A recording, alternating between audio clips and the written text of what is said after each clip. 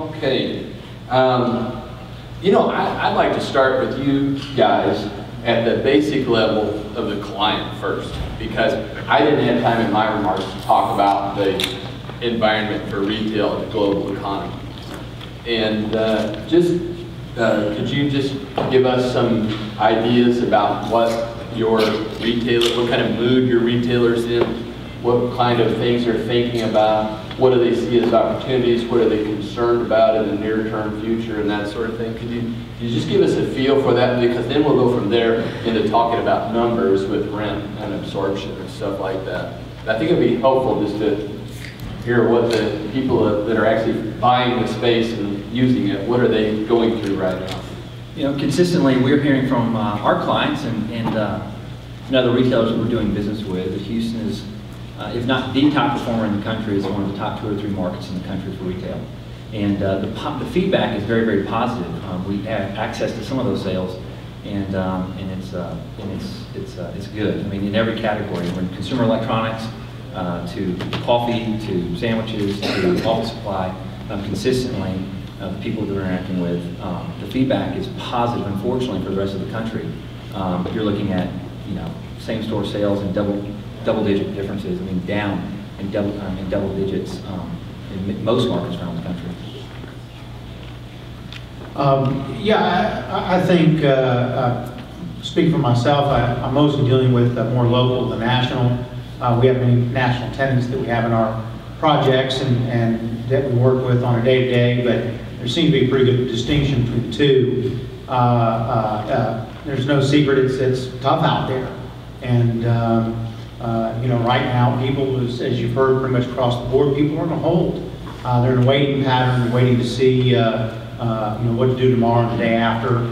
I think the national tenants are probably stirring up the greatest concern out there.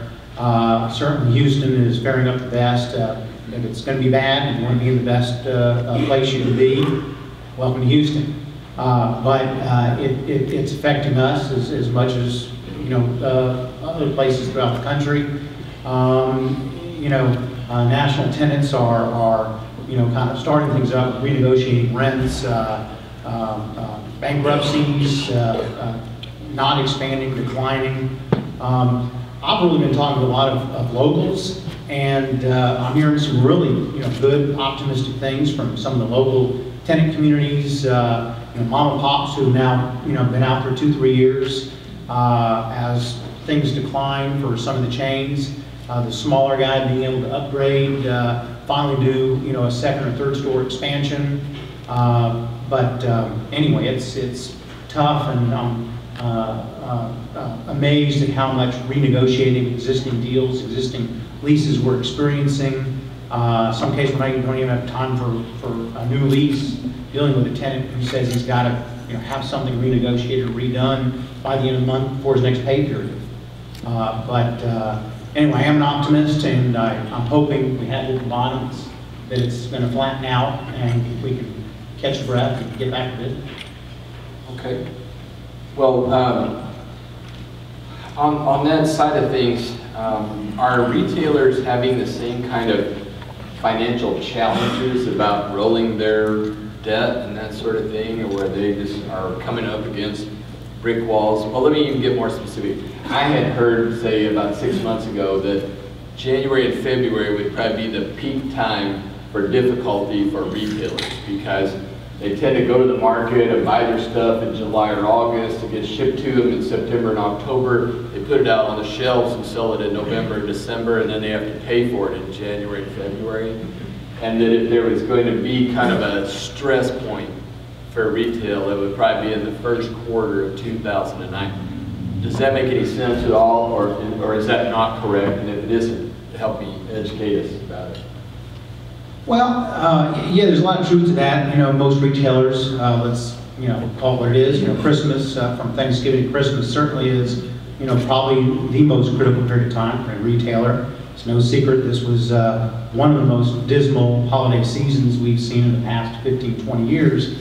But when you're asking about, at least from my point of view in retail real estate, talking about debt, access to money, capital, I don't know if retail might be a little different from some of the other classes of real estate, but when it comes to retail, I think either these guys are making money, they're selling product, or they're not. And whether they get money to buy more product to make their 4 or 5 turns in their stores per year, if the consumer isn't consuming, they're not selling, and if they're not selling, they can't pay rent. If they can't pay rent, they're not going to stay. And right now, I think they're struggling to figure out, when is the consumer coming back into the store. And Mark, quite frankly, your opening, speech about what the individual is doing. The mom, God bless you moms out there. Y'all are our best, retailer's best friend. Biggest time spending is from birth, I think, till about 7th, 8th grade. That's really what we're watching. I think the capital market might be secondary.